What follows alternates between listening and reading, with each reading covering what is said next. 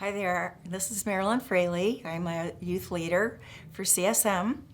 The topic that I'm covering tonight is prayer. And I remember when I first became a Christian, I didn't know a whole lot about prayer. So I looked to people who were more seasoned than I was at the time, just to get an idea of what exactly is prayer. And over time, I've learned it's really just a conversation with God. He is a friend that never leaves us or forsakes us. He's always there. I can pour out my heart to Him. I can be as real as I want to. I can toss up prayers in the moment if I have a question about something or need direction or help for someone else. But for my everyday prayer life, I like to get up early in the morning and sit down with a cup of coffee. And I follow a plan that I learned from a youth leader back in the day. He was getting ready to take some students on a missions trip, and he decided to show them how to use a journal and then how to use the letters of pray to kind of be a model for them, kind of like the Lord's Prayer in a way. And so I follow that every day, and I start out with the P, and that stands for praise. And I just, pour out my heart to the Lord about the things that I am so thankful for. Praise Him for who He is, His character, all of His qualities, and I spend quite a bit of time on that. The R stands for repent, and I've learned the value of being very specific when I repent, so that when the enemy tries to remind me of my sins, I can remember exactly when I ask the Lord to forgive me of that specific thing. So it's a little harder for Him to remind me of those and have it stick and make me feel convicted when I can look at a journal and say, this is the day that I ask the Lord to forgive me for that, rather than just doing a generic, please forgive me for my sins.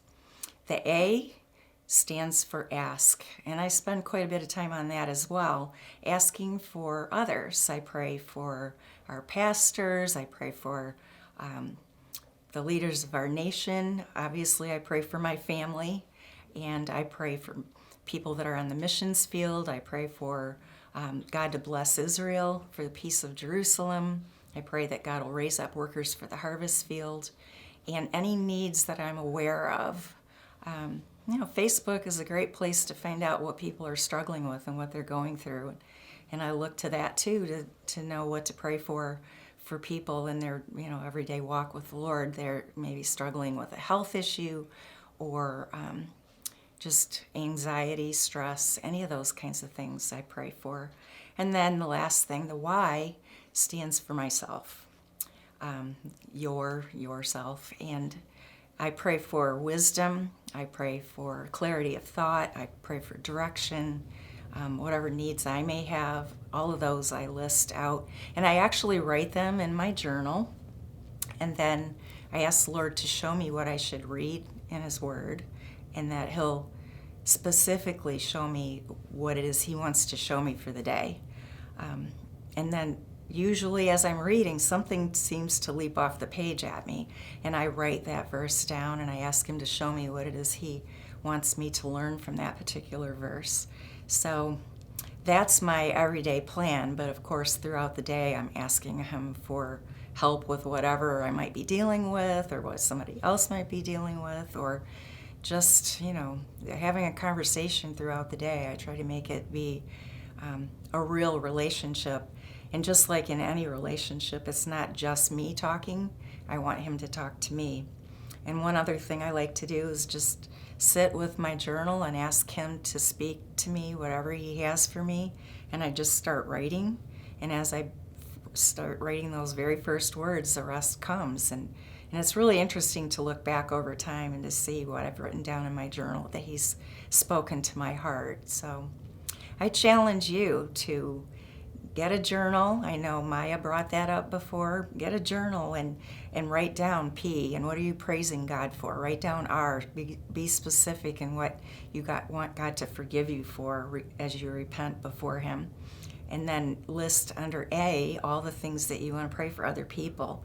And as you look back at it, you'll be amazed at all the things that God has already answered for you, and it's a great way to keep track of that. And then write down what you would like God to do for you. And then any verse that pops into your mind throughout the day, or what you've read and it pops off the page to you, write that down and keep track of it. I promise you it's a great practice that served me well over the years, and I love looking back at my journals and seeing how God has worked in my life. Hey CSM, thanks for tuning in today. Make sure you like this video. Also, don't forget to hit the subscribe button as well as the bell so you can stay up to date with all the videos we'll be uploading. And we'd love to hear any comments about what God's been speaking to you through these Devos. So please leave a comment below, and we'd love to celebrate that with you. We'll see you next time.